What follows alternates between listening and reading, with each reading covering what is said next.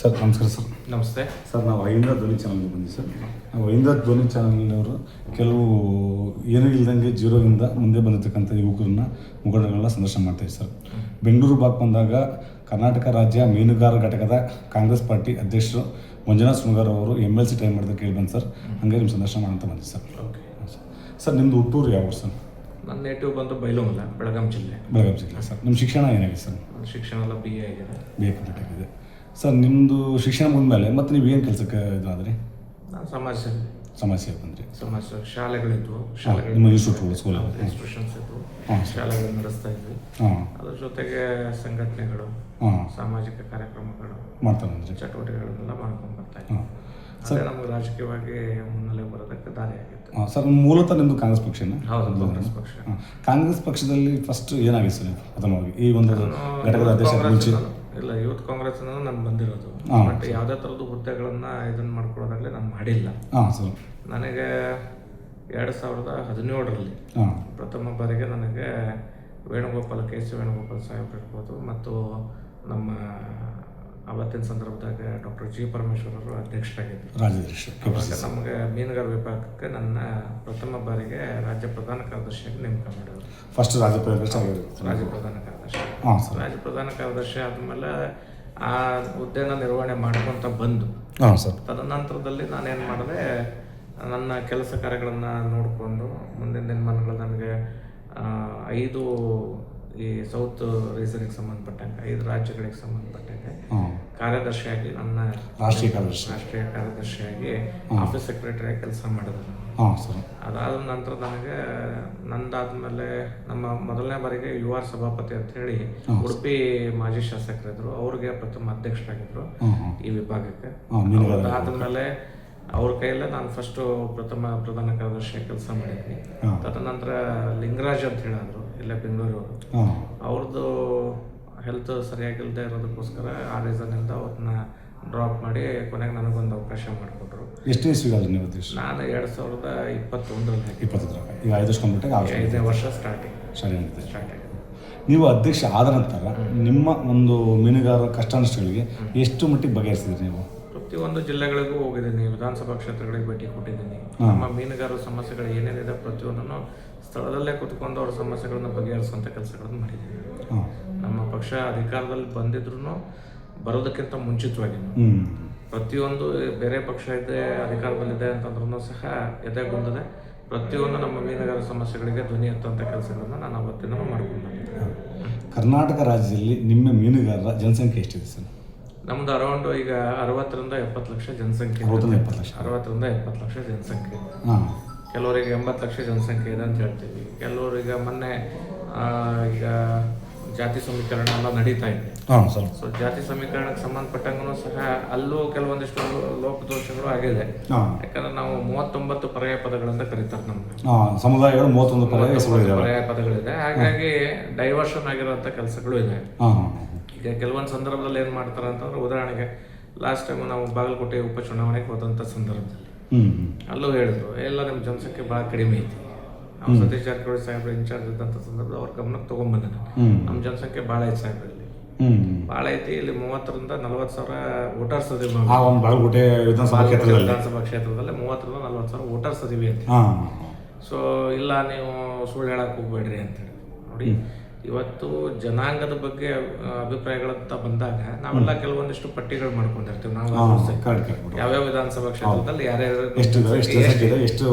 ಆಮೇಲೆ ನಾವು ಯಾವ್ದೋ ಒಂದು ಪ್ರಿಯಾರಿಟಿ ಕೇಳ್ಬೇಕಾದ್ರೂ ಸಹ ನಮ್ಮ ಜನಸಂಖ್ಯೆ ಎಷ್ಟೈತಿ, ಏನೈತಿ, ನಮ್ಮ ಜನರಿಗೆ ಏನ್ ಅನುಕೂಲಗಳನ್ನು ಮಾಡ್ಕೊಡ್ಬೋದು, ಇವತ್ತು ಮೀನುಗಾರಿಕೆಯಲ್ಲಿ ವೃತ್ತಿಪರ ಮೀನುಗಾರರು ಎಷ್ಟದಾರ, ಸಾಂಪ್ರದಾಯಿಕ ಮೀನುಗಾರರು ಎಷ್ಟದಾರ ಅನ್ನೋಂಥದ್ರ ಬಗ್ಗೆ ಎಲ್ಲ ಪಟ್ಟಿ ಕಡೆ ಹಾಕಂತ ಕೆಲವೊಂದು ಇವತ್ತಿಗೂ ನಮ್ಮಲ್ಲಿ ಸಂಪೂರ್ಣ ಪರಿಪೂರ್ಣವಾದಂತ ಪಟ್ಟಿ ಸಿಗ್ತಾ ಇಲ್ಲ.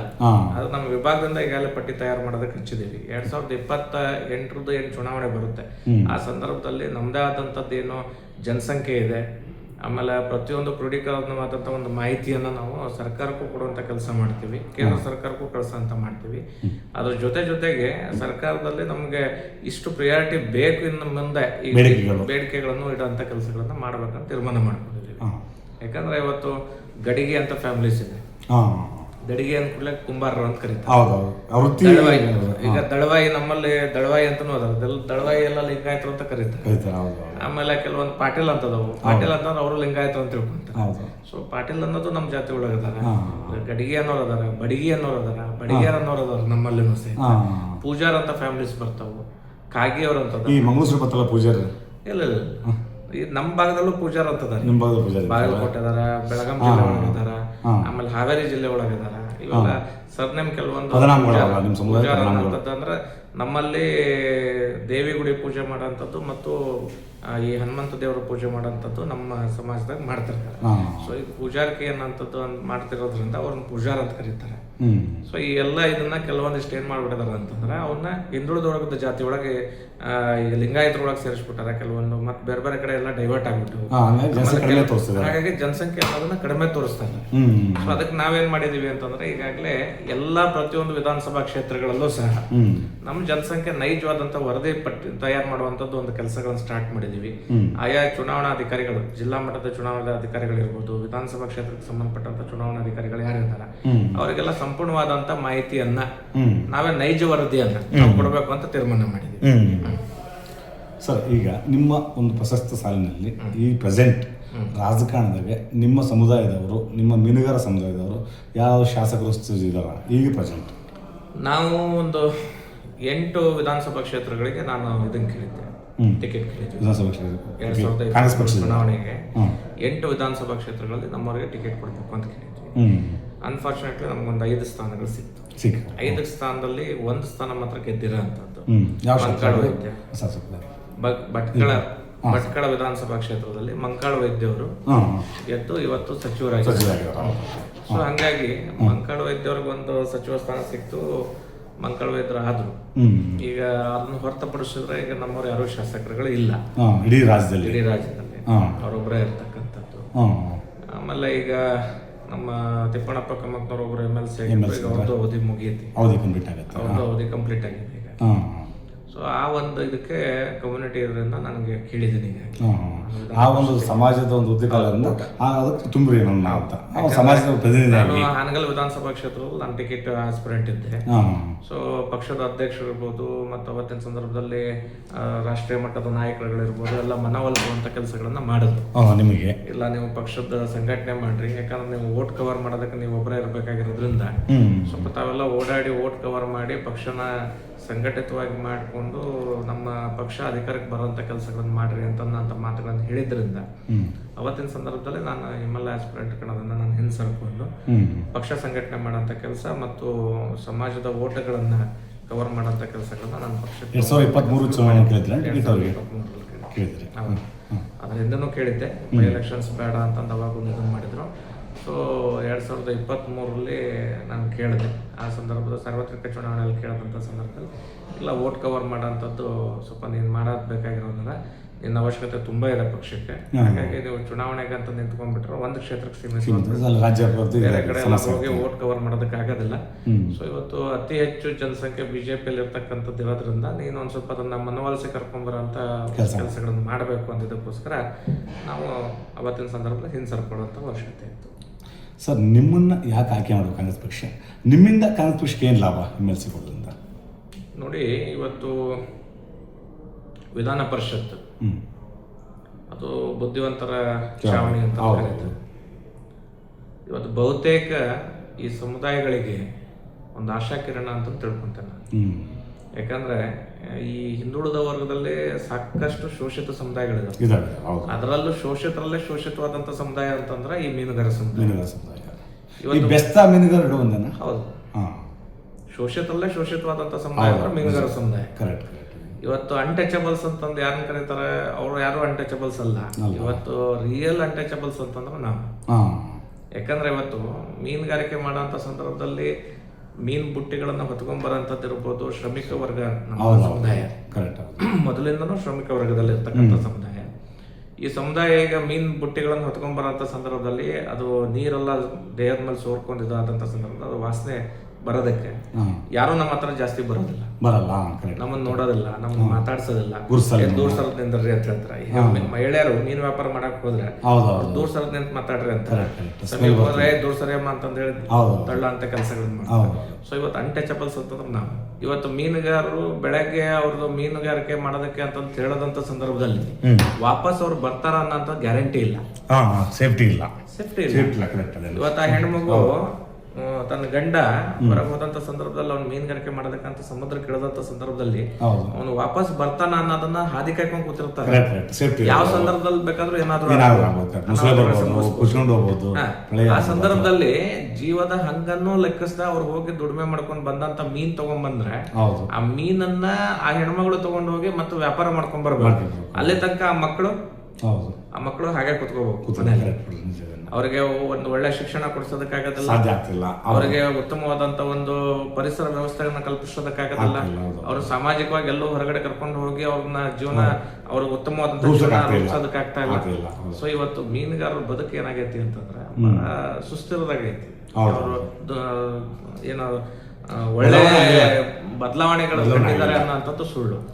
ಎಲ್ಲೋ ಆರ್ಥಿಕವಾಗಿ ಸ್ವಲ್ಪ ಚೆನ್ನಾಗಿರ್ತಕ್ಕಂಥವ್ರು ಯಾರಾದ್ರೂ ಬಿಸ್ನೆಸ್ ಮೆನ್ಸ್ ಈ ಮೀನುಗಾರಿಕೆಯನ್ನು ಹೊರತುಪಡಿಸಿ ಏನು ಬಿಸ್ನೆಸ್ ಮೆನ್ಸ್ ಅದಾರ ಅಂತವ್ರು ಹೋಟೆಲ್ ಉದ್ಯಮ ಮತ್ತೊಂದು ಮಾಡ್ಕೊಂಡಂತವ್ರು ಸ್ವಲ್ಪ ಆರ್ಥಿಕವಾಗಿ ಚೆನ್ನಾಗಿದಾರ. ಇನ್ನು 90% ಏನು ಜನ ಇದೆ ನಮ್ದು ಎಲ್ಲ ಆರ್ಥಿಕವಾಗಿ ಯಾರು ಸದೃಢರಿಲ್ಲ, ಎಲ್ಲ ಆರ್ಥಿಕವಾಗಿ ಬಹಳ ಕೆಲವರು ಈಗ ಕೆರೆಗಳನ್ನ ನದಿಗಳನ್ನ ನಂಬ್ಕೊಂಡು ಜೀವನ ಮಾಡ್ತಾ ಇದ್ರು ಮೊದ್ಲಿನ ಆಧುನಿಕತೆ ಅನ್ನೋದು ಬಂದ ಮೇಲೆ ಈ ದೋಣಿ ದಾಟ್ಸಂತ ಕೆಲಸ, ಕಾಯಕ ಮಾಡಂತ ಕೆಲಸಗಳು ಬಂದಾಗೋಯ್ತು. ಯಾಕಂತಂದ್ರೆ ಇವತ್ತೆಲ್ಲ ನದಿಗಳಿಂದ ಒಂದು ಜಾಗದಿಂದ ಇನ್ನೊಂದು ಜಾಗಕ್ಕೆ ದಾಟೋದಕ್ಕೋಸ್ಕರ ಬ್ರಿಡ್ಜ್ ನಿರ್ಮಾಣ ವೃತ್ತಿಗಳು ಏನಾಗ್ಬಿಟ್ಟು ಮೀನುಗಾರಿಕೆ ವೃತ್ತಿ ಎಲ್ಲ ಕುಸಿದೋಯ್ತು. ಇವತ್ತು ಸುಣ್ಣಗಾರರು ಸುಣ್ಣ ಸುಡ್ತಾ ಇದ್ರು, ಸುಣ್ಣ ಸುಡ್ತಾ ಇದ್ರು. ಇವತ್ತು ಆಧುನೀಕರಣ ಪೇಂಟ್ ಹಚ್ಚೋದಕ್ಕೆ ಸ್ಟಾರ್ಟ್ ಮಾಡೋದಾಗಿಂದ ಇವತ್ತು ಸುಣ್ಣ ಸುಡೋರು ಇವತ್ತು ಅದು ಹೋಯ್ತು. ಆಮೇಲೆ ಇವತ್ತು ಈ ದೋಣಿ ಮತ್ತು ಬುಟ್ಟಿಗಳನ್ನ ಹೆಣೆಯಂತದ್ದು, ಅಂದ್ರೆ ಬುಟ್ಟಿ ತಯಾರು ಮಾಡೋಂಥದ್ದು ಇರ್ಬೋದು, ಬಲೆಗಳನ್ನ ತಯಾರು ಮಾಡೋಂಥದ್ದು ಇರ್ಬೋದು, ಇದೆಲ್ಲ ಕುಲ್ಕಸಬುಗಳಿದ್ದು.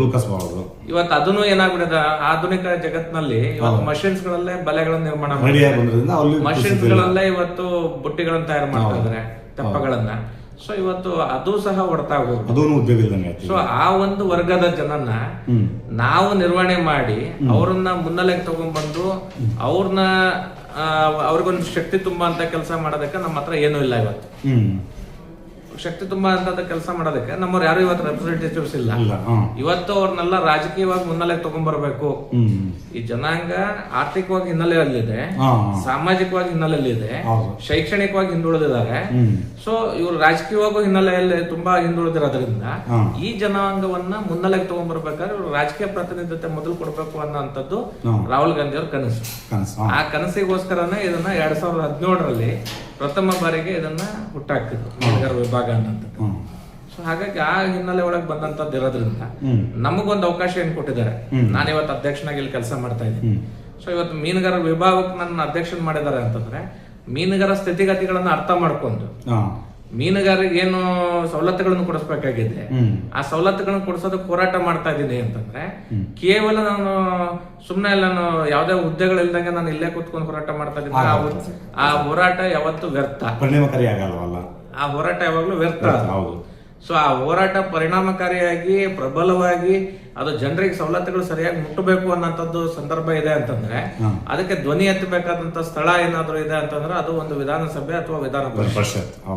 ಸೊ ಹಾಗಾಗಿ ಸಾಂವಿಧಾನಿಕ ಹುದ್ದೆಗಳಿತ್ತು ಅಂತಂದ್ರೆ ಖಂಡಿತವಾಗ್ಲೂ ಧ್ವನಿ ಎತ್ತಂತದ್ದು ಮೀನುಗಾರ ಸಮಸ್ಯೆಗಳನ್ನ ಧ್ವನಿ ಎತ್ತಿ ಸದನದಲ್ಲಿ ಧ್ವನಿ ಎತ್ತಿ ಆ ಸದನದಲ್ಲಿ ಎತ್ತದಂತ ಧ್ವನಿಗಳಿಗೆ ಕೈ ಜೋಡಿಸ್ಕೊಂಡು ನಾವೆಲ್ಲ ಅವ್ರಿಗೆ ಸವಲತ್ತುಗಳನ್ನ ಕೊಡಿಸೋದ್ರಲ್ಲಿ ನಾವು ಇದನ್ನ ಮಾಡೋದಕ್ಕೆ ಸಾಧ್ಯ ಇದೆ. ಹಾಗಾಗಿ ಇವತ್ತು ವಿಧಾನ ಪರಿಷತ್ ಅನ್ನೋದು ನನಗೆ ಬಹಳ ಅವಶ್ಯಕತೆ ಇದೆ ಅನ್ನೋಂಥದ್ದು, ಈ ಸಮುದಾಯಕ್ಕೆ ಅವಶ್ಯಕತೆ ಇದೆ ಅನ್ನೋಂಥದ್ದನ್ನ ನಾನು ತಿಳಿಸ್ಪಡಿಸ್ತೀನಿ. ಹಾಗಾಗಿ ನನ್ನ ಆಯ್ಕೆ ಮಾಡ್ರಿ ಅಂತನ್ನೋಂಥದ್ದು ನನ್ನ ಉದ್ದೇಶ. ಅಲ್ಲ, ನಿಮ್ಮನ್ನ ಆಯ್ಕೆ ಮಾಡೋದ್ರಿಂದ ನಿಮ್ಮ ಸಮುದಾಯದ ಓಟ್ಗಳು ಕಾಂಗ್ರೆಸ್ಗೆ ಬರ್ತಾವ? ಖಂಡಿತವಾಗ್ಲೂ ಈಗಾಗಲೇ ಸಮುದಾಯದ ಓಟ್ಗಳನ್ನ ನಾವು ಕಾಂಗ್ರೆಸ್ ತಗೊಂಡು ಮಾಡಿದೀವಿ. ನೀವು ಎಲ್ಲಿ ಬೇಕಾದ್ರೂ ನೀವು ಹೋಗಿ. ಈಗ ಇವತ್ತು ಬಿಜೆಪಿಗೆ ಎಲ್ಲ ಬಿಜೆಪಿಯಲ್ಲಿ ಇದೆ ಅನ್ನೋಂಥದ್ದು 80% ಬಿಜೆಪಿಯಲ್ಲಿ ಇದೆ ಅಂತ ಇದ್ರು. ಇವತ್ತು ಅದನ್ನೆಲ್ಲ ಹೊರಗಡೆ ತಗೊಂಡ್ಬಂದಿದೀವಿ. ಇವಾಗ ಬಿಜೆಪಿ ಏನ್ ಮಾಡ್ತಾ ಇದ್ರು, ನಾವು ಪೊಲೀಸ್ ಸಮಾಜಕ್ಕೆ ಸಾಕಷ್ಟು ಸವಲತ್ತು ಕೊಟ್ಬಿಟ್ಟಿದೀವಿ, ಎಸ್ ಟಿ ಮಾಡ್ಬಿಡ್ತೀನಿ ಅನ್ನೋಂಥದ್ದು ಮೋದಿ ಅವರೇ ಬಂದು ಹೇಳಿ ಅಲ್ಲಿ ಏನ್ ಮಾಡಿದ್ರು, ನಮ್ಮ ಮಲ್ಲಿಕಾರ್ಜುನ್ ಖರ್ಗೆ ಸಾಹೇಬ್ರನ್ನ ಸೋಲ್ಸುವಂತ ಕೆಲಸ ಮಾಡಿದ್ರು. ಲಾಸ್ಟ್ ಟೈಮ್ ಸೋಲ್ಸಂತ ಕೆಲಸ ಮಾಡಿದ್ರು. ಎಲ್ಲಿ ಕೊಟ್ರು ST ಕೊಡ್ಲಿಲ್ಲ. ಸೊ ಅದೇ ಒಂದು ಉದ್ದೇಶ ಇಟ್ಕೊಂಡು ಇವತ್ತು ಅದೇ ಮಲ್ಲಿಕಾರ್ಜುನ್ ಖರ್ಗೆ ಸಾಹೇಬ್ರ ಅಳಿಯವ್ರನ್ನ ನಾವು ಇವತ್ತು ಗೆಲ್ಲಿಸ್ಕೊಂಡ್ ಬರುವಂತ ಕೆಲಸಗಳನ್ನ ನಾವು ಮಾಡಿ ತೋರಿಸಿದ್ವಿ.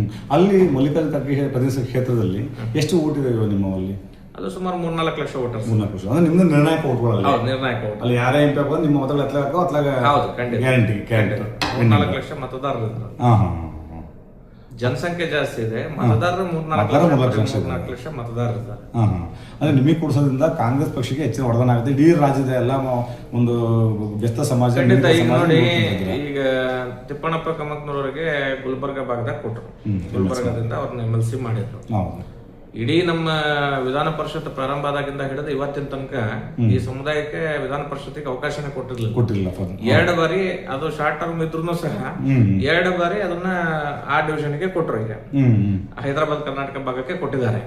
ಸೊ ಈಗ ನನ್ನ ಬೇಡಿಕೆ ಏನು ಅಂತಂದ್ರೆ, ಇವತ್ತು ಕಿತ್ತೂರು ಕರ್ನಾಟಕ ಭಾಗ ಇರಬಹುದು, ಕರಾವಳಿ ಭಾಗ ಇರಬಹುದು, ಅಥವಾ ಮೈಸೂರು ಭಾಗ ಇರಬಹುದು, ಈ ಬೆಂಗಳೂರು ಇದಕ್ಕೆ ಸಂಬಂಧಪಟ್ಟಂಗೆ ಇರಬಹುದು, ಈ ಸಮುದಾಯದ ಸಮಸ್ಯೆಗಳನ್ನ ಪ್ರತಿಯೊಂದು ತಿಳ್ಕೊಂಡು ಏನು ಒಳನಾಡು ಮೀನುಗಾರಿಕೆಯಲ್ಲಿ ಇವತ್ತು ತೊಂದರೆಗಳನ್ನ ಅನುಭವಿಸ್ತಾ ಇದಾರೆ, ಅವ್ರಿಗೇನ್ ಸವಲತ್ತುಗಳು ಸಿಗ್ತಾ ಇಲ್ಲ, ಆ ಸವಲತ್ತುಗಳನ್ನ ಸರಿಪಡಿಸೋದಕ್ಕೋಸ್ಕರ ಮತ್ತೆ ಅವರಿಗೆ ಧ್ವನಿಯಾಗಿ ನಿಲ್ಲಂತ ಕೆಲಸಗಳನ್ನ ನಾನು ಮಾಡ್ತಾ ಇದ್ದೀನಿ.